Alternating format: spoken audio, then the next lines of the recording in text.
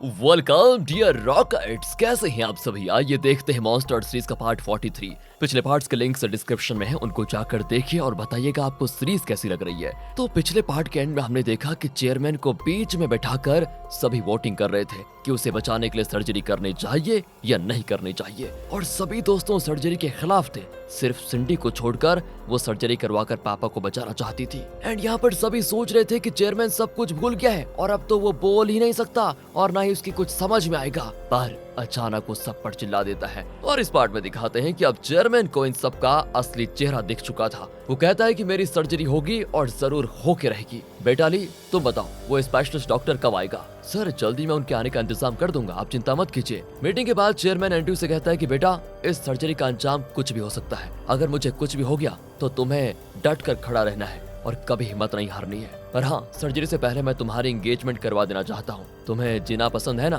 तो तुम उसी से शादी कर लेना। दोस्तों एंड्रयू की तो यहाँ पर चांदी चांदी हो जाती है, उसने बिल्कुल एक्सपेक्ट नहीं किया था। दूसरी ओर वो ली से कहता है कि देखो बेटा, मैं ना भी रहूं तब भी तुम सिंडी का इस तरह ख्याल रखना, उसे सब कुछ सिखाना और वक्त आने पर उससे शादी भी कर लेना। ली भी कह देता है कि ठीक है सर। वापस लौटते वक्त तो सिंडी बड़ी खुश होती है और शादी के लिए हाँ करने के लिए ली को थैंक करती है। पर ली कहता है कि सुनो, मैंने तुम्हारे पापा की भलाई के लिए हाँ करी है। ऐसे वक्त में उनकी बात को इनकार करके उन्हें डिसअपॉइंट नहीं करना चाहता था, इसीलिए मैंने ऐसा कह दिया। बाकी तुम कोई उम्मीद मत रखना मुझसे। वो भी कह देती है कि हाँ, मैंने इसी बात के लिए तुम्हें थैंक किया था वैसे। पर दोस्तों उसका चेहरा बता देता है कि वो अब भी ली से बहुत प्यार करती है। दूसरी ओर दिखाते हैं दोस्तों कि जब नील, जेराल्ड और किमी घर आते हैं ना, तो वहाँ जेजे को देखते किमी चिढ़कर अंदर चली जाती है। नील कहता है कि देखो जेजे, तुम इलेक्शन के लिए अपना फंड लगाओ, बाकी आइडिया तो मैं जेराल्ड से ले ही लूंगा। वैसे भी तुम्हारा आइडिया उतना काम नहीं आ रहा। जेजे को बड़ा गुस्सा आता है और वो एंड्रयू को बताता है कि उस बुढ़े को मेरे पैसे चाहिए, लेकिन मेरी जरूरत नहीं। मैं जान चुका हूँ कि इलेक्शन के बाद अगर वो जीत गया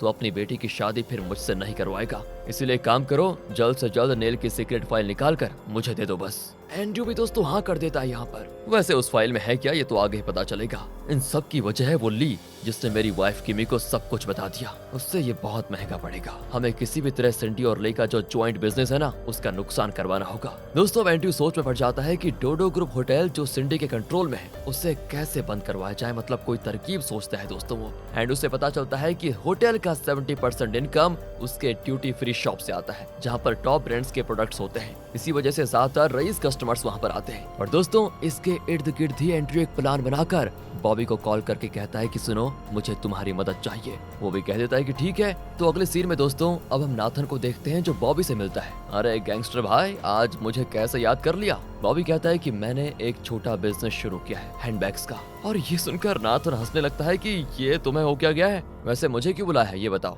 एक्चुअली तुम्हारी बहन सिंडी के डोडो ग्रुप होटल में जो ड्यूटी फ्री शॉप है, उसमें तुम्हें मेरे हैंडबैग्स बेचने होंगे। नाथन कहता है वो मैं कैसे कर सकता हूँ बताओ। और दोस्तों इस पर बॉबी उसको वो एग्रीमेंट दिखाता है जिसमें लिखा था कि अगर नाथन ने बॉबी को प्रॉमिस की भी रकम नहीं दी तो वो नाथन के बॉडी ऑर्गन्स निकाल सकता है। हम नाथन की ये सुनकर हालत खराब हो जाती है कि हमेशा इसको मत दिखाई करो यार, डर लगता है। खैर देखो, मैं सिंडी से बात करता हूँ क्योंकि डोडो ग्रुप होटल उसी का है, पर उसके बदले सुनो, तुम्हें मेरा एक काम करना होगा जो मैं तुम्हें बाद में बताऊंगा। दोस्तों अब सिंडी को मनवाने के लिए नाथन अपनी माँ का सहारा लेता है, जो सिंडी को बताती है कि बेटा नाथन का फ्रेंड तुम्हारे ड्यूटी फ्री शॉप में अपने ब्रांड का बैग्स बेचना चाहता है। वो दोस्तों ब्रांड का नाम भी बताती है, लेकिन सिंडी को ये बिल्कुल अच्छा नहीं लगता। पर उसकी माँ विनती कर रही है कि बेटी एक बार अपने भाई के लिए ये मदद कर दो। तो वो भी कहती है कि देखो ये लास्ट है, इसके बाद मैं इसके लिए कुछ नहीं करूंगी। और दोस्तों अब एंड्रयू अपना प्लान बॉबी को बताता है कि तुम डोडो ग्रुप होटल में असली ब्रांड के हैंडबैग्स के बजाय नकली वाले भिजवा दो, और ड्यूटी फ्री शॉप होने की वजह से वहाँ के टॉप ब्रांड्स के प्रोडक्ट्स चीप होने चाहिए, और यहीं पर हम अपना गेम खेलेंगे। देखो ये सिंडी का अकाउंट नंबर है, इसमें तुम 2 मिलियन ट्रांसफर कर दो, फिर तुम देखो मैं उसे कैसे जेल भिजवाता हूँ। बॉबी दोस्तों शॉक हो जाता है, लेकिन इस प्लान के लिए मान ही जाता है। लेकिन जब वो अपनी कार से उतरता है तो ग्रे उसकी फोटो ले लेता है। लगता है दोस्तों वो इन्हें फॉलो कर रहा था। उन फोटोज को देखकर अब ली को शक होने लगता है कि ये बॉबी एंड्रयू से भी मिलता है और नाथन से भी। आखिर इसकी स्कीम क्या है, पता लगानी पड़ेगी। अब इनकी बातें सुनने के लिए हमें कोई सीक्रेट माइक फिक्स करना पड़ेगा। दूसरी ओर दोस्तों एंड्रयू के कहने पर बॉबी ने ड्यूटी फ्री शॉप में अपने हैंडबैग्स रखवाने के लिए एक एग्रीमेंट बनाया था जिससे वो नाथन को देता है। नाथन कहता है कि बहुत हो गया तुम्हारा, अब तुम मेरी भी बात सुन लो जरा। पापा की जब सर्जरी होगी ना तो तुम उन्हें मेरे पास लेकर आ जाना। अरे तो क्या तुम अपने बाप का किडनैप करवाना चाहते हो? अरे किडनैप मत कहो यार, वो मेरे पापा हैं। मैं तो सिर्फ उन्हें अपने पास बुला लेना चाहता हूँ और कुछ नहीं। अगर सर्जरी के बाद वो ठीक हो गए तो वो अपना वसीयतनामा जरूर चेंज कर देंगे, लेकिन फिलहाल उन्हें अल्जाइमर्स है तो वो एंड्रयू को तो अपनी प्रॉपर्टी नहीं दे पाएंगे। ऊपर से एंड्रयू फिलहाल हमारे फैमिली मेंबर्स के ऑफिशियल लिस्ट में है ही नहीं, इसीलिए सारी प्रॉपर्टी हमें ही मिलेगी।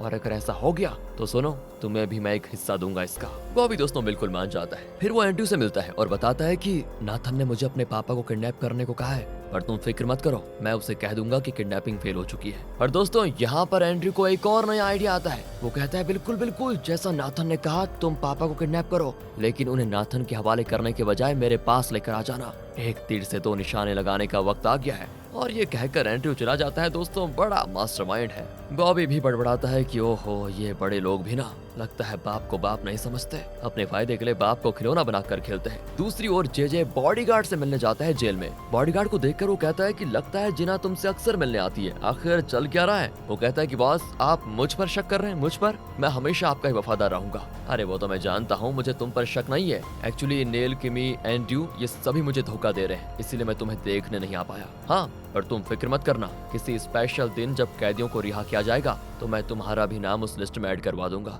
तुम जल्दी बाहर आ जाओगे। बॉडीगार्ड भी कहता है दोस्तों कि आपकी सेवा के लिए मैं हमेशा तैयार हूँ सर। दूसरी ओर दोस्तों ग्रे ली और मोजो को बताता है कि एक अच्छी खबर मिली है। जिना के भाई की ऑटोप्सी जिस डॉक्टर ने की थी, जो उस वक्त भागकर बच निकला था, उसका पता लग चुका है। असल में रोशे ने उसका पता लगाया था। दोस्तों रोशे तो आपको याद है ना कि भूल गए, काफी टाइम से आई नहीं सीरीज में। वो आगे कहता है कि हमें जल्दी जिना के भाई की ऑटोप्सी रिपोर्ट मिल जाएगी। ये सुनकर ली बड़ा खुश होता है कि चलो कुछ तो अच्छा हो रहा है। पर इतने में टीवी पर बताते हैं कि कल एंड्रयू और जिना की एंगेजमेंट है। ओहो, ये क्या सुनने को मिल गया। ये सुनकर ली भी मायूस हो जाता है। दोस्तों अकेले में बैठकर वो जिना के बारे में सोचने लग जाता है। दूसरी ओर जिना भी बहुत उदास होती है, हालांकि कल उसका एंगेजमेंट है। तब उसे ली का कॉल आता है, लेकिन वो कॉल काट देती है। इस पर ली और दुखी हो जाता है। पर दोस्तों ली का कॉल काट कर जिना ग्रे को कॉल करती है, और जब ली को पता चलता है तो वो कहता है फोन मुझे दो। जिना तो दोस्तों जानती नहीं कि फोन अब ली के पास है। वो कहती है सुनो ग्रे, क्या ली ठीक है या बहुत ज्यादा पी रहा है? पिछली बार जब उससे मिली थी तो बहुत डिस्टर्ब लग रहा था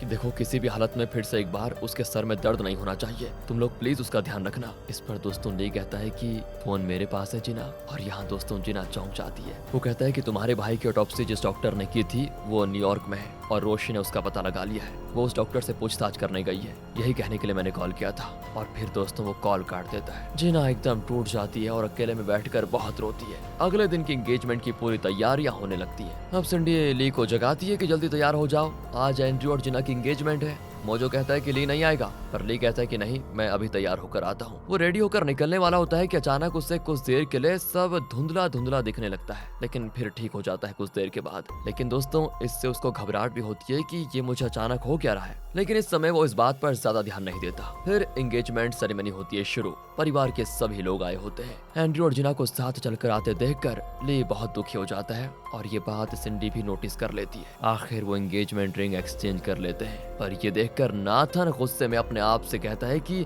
तुमने गलत आदमी को चुना है जिना, मेरे पापा की प्रॉपर्टी उसे नहीं मिलेगी, तुम बहुत पछताने वाली हो। तब उसे बॉबी कॉल करके कहता है कि सर्जरी में जो नर्स डॉक्टर का साथ देने वाली है, मैंने उसको पैसे देकर डीलिंग की है, उसकी मदद से मैं चेयरमैन को किडनैप कर लूंगा। लेकिन दोस्तों उसकी सारी की सारी बातें ग्रे सुन रहा होता है और उसकी रिकॉर्डिंग भी हो रही होती है। असल में वहाँ पर ग्रे ने एक सीक्रेट माइक लगाया होता है जिससे वो नाथन की बातें सुन लेता है, और जैसे ही चेयरमैन की किडनैपिंग की बात वो सुनता है, वो घबरा कर ली को कांटेक्ट करता है। वो भी सुनकर चौंक जाता है कि भाई ये हो क्या रहा है। इसी बीच बॉबी नाथन का कॉल काट कर एंड्रयू को कॉल करता है दोस्तों, और बताता है कि अभी अभी मेरी नाथन से बात हुई है, मैंने उसे बता दिया है कि मैं किडनैपिंग कैसे करने वाला हूँ, पर मैंने सोचा कि तुम्हें भी बता दूं, आखिर मैं काम तो तुम्हारे लिए भी कर रहा हूँ। सर्जरी में जो नर्स होगी उसने मेरा साथ देने का वादा किया है। एंड्रयू कहता है कि देखो अभी मैं बिजी हूँ, रात को तुमसे बात करता हूँ। ये कहकर वो कॉल काट देता है। ये सब कुछ सुनकर ली चौंक जाता है कि चेयरमैन को सभी किडनैप करवाना चाहते हैं क्या। फिर दोस्तों फोटो के लिए सबको बुलाया जाता है। चेयरमैन चिल्लाता है कि अरे कम से कम फोटो के लिए तो सब हंस लो एक बार।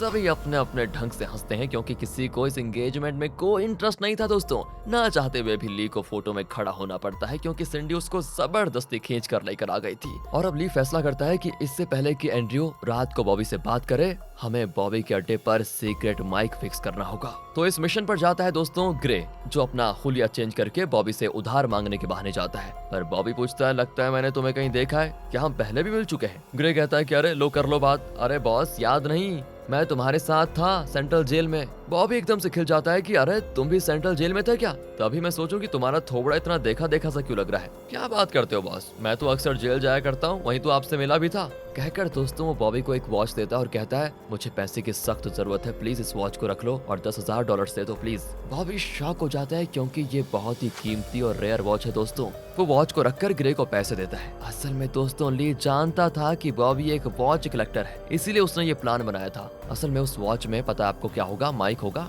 जिसके जरिए अब ये लोग उसकी और एंड्रयू की बातें सुन पाएंगे। तो रात को Andrew has a plan Bobby से मिलता है और उनकी बातों से ली की टीम को पता चल जाता है कि सर्जरी से पहले डॉक्टर चेयरमैन को एक इंजेक्शन देंगे। पर बॉबी ने जिस नर्स के साथ डीलिंग की थी वो उस इंजेक्शन में कोई और दवा मिला देगी, जिसकी वजह से कुछ देर के लिए चेयरमैन का हार्ट बीट बंद हो जाएगा। ऐसा होने से वो सोचेंगे कि चेयरमैन मर चुका है। तब बॉबी वहाँ पर जाएगा और चेयरमैन को किडनैप करके एंड्रयू के हवाले कर देगा। फिर एंड्रयू चेयरमैन पर कोई प्रोसीजर करेगा तो चेयरमैन का हार्ट बीट फिर से चालू हो जाएगा। ये सब कुछ बताकर बॉबी पूछता है कि एक बात बताइए, नाथन तो अपने पापा की प्रॉपर्टी पाने के लिए उन्हें किडनैप कर रहा है, पर तुम उन्हें किडनैप क्यों करना चाहते हो? वो जिंदा रहेंगे, तुम्हारा ही तो फायदा होगा ना। एंड्रयू कहता है कि नहीं, अगर वो जिंदा रहे तो मुझे सिर्फ 50% प्रॉपर्टी मिलेगी, बाकी 50% तो सिंडी को दे देंगे वो, और मुझे ये कभी मंजूर नहीं होगा। मुझे तो पूरी प्रॉपर्टी चाहिए, इसीलिए मैं उन्हें किडनैप कर रहा हूँ। दोस्तों ये सब कुछ सुनकर ली और मोजो चौंक जाते हैं कि क्या है यार। इतने में दोस्तों ग्रे आकर बताता है कि एक बुरी खबर है, जिना के भाई की ऑटोप्सी जिस डॉक्टर ने की थी इसी वजह से उसने खुदकुशी कर ली।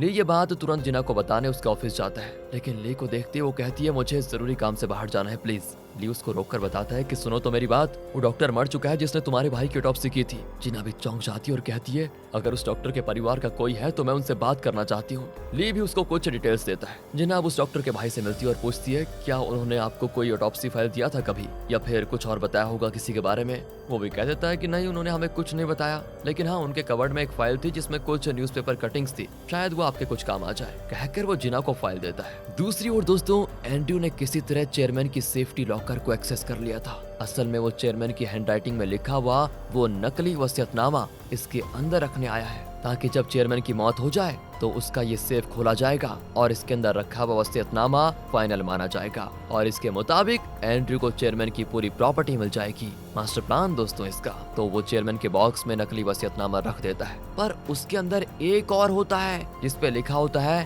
Pandora box. और जब एंड्रयू उसे खोलता है ना तो उसके अंदर कई सीक्रेट डॉक्यूमेंट्स होते हैं। उन्हें पढ़कर तो दोस्तों एंड्रयू शॉक हो जाता है। नेल किस तरह पॉलिटिशियन बना, किन लोगों को उसने रिश्वत दी, इसके अलावा और भी कई खतरनाक सीक्रेट्स होते हैं दोस्तों उसमें। और यही फाइल दोस्तों जे ने मंगवाई थी। तो दूसरी ओर दिखाते हैं जिना को। जिना उस डॉक्टर के भाई का दिया हुआ फाइल देख रही होती है। उसमें कुछ पेपर कटिंग्स के साथ ये लिखा होता है कि स्यूडो हॉस्पिटल, यानी कि जब ली अंधा था दोस्तों तो उसका अपना एक हॉस्पिटल था, उसमें आग कैसे लगी, ली के पेरेंट्स की मौत कैसे हुई, इन सब का कारण कौन था, ये सारी डिटेल्स आपको पेंडोरा बॉक्स में मिलेगी। लेकिन दोस्तों अभी जिना नहीं जानती कि ये पेंडोरा बॉक्स है क्या चीज, लेकिन हमें तो पता है कि पेंडोरा बॉक्स कहाँ पर है और फिलहाल वो किसके हाथ में है, एंड्रयू के हाथ में यार। यहाँ से सीधे एंड्रयू को दिखाते हैं जो जे को बताता है कि मैंने वो सीक्रेट फाइल देख ली है, उसमें नेल के सारे खतरनाक कारनामों की पूरी डिटेल्स है। जे भी खुश होकर कहता है कि वाह तुम जल्दी से वो फाइल मुझे ला कर दो।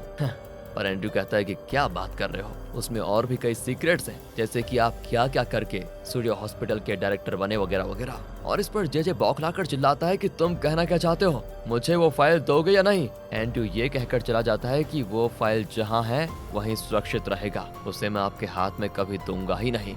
जे दोस्तों बहुत गुस्सा हो जाता है कि धोखा। लेकिन यहाँ ली को दिखाते हैं, वो भी बहुत परेशान होता है, जिसकी वजह से वो अपनी पूरी एनर्जी स्वॉर्ड फाइट प्रैक्टिस करने में निकाल देता है। एंड तब वहाँ पर जिना आती है। वो बताती है कि मुझे नहीं पता कि मेरे भाई की मौत के लिए न्याय मिलेगा या नहीं, लेकिन उसका ऑटोप्सी जिस डॉक्टर ने किया था उन्होंने तुम्हारे पेरेंट्स की मौत और स्टूडियो हॉस्पिटल में जो आग लगी थी और इन सब का कारण कौन था, इसकी कई डिटेल्स कलेक्ट करके रखी हैं। लेकिन इसके बारे में और भी कई डिटेल्स चेयरमैन के सेफ में एक पेंडोरा बॉक्स के अंदर है। कहकर वो ली को डॉक्टर की फाइल दिखाती है। ली अब चौंक जाता है कि ये पेंडोरा बॉक्स है क्या चीज। यहीं पर होता है पार्ट 43 का एंड दोस्तों। क्या उस पेंडोरा बॉक्स को ली पालेगा और नाथन और जे को उनके क्राइम्स की सजा मिलेगी या नहीं, एंड्रयू का क्या होगा, बस दोस्तों, ये सीरीज अब लास्ट स्टेज पर आ चुकी है। आपके सारे सवालों का जवाब, सारा रोमांच अब एंड पर है। मिलते हैं आपसे बहुत जल्द, तब तक लाइक एंड शेयर करते रहिए। ध्यान रखेगा अपना। Thanks for watching.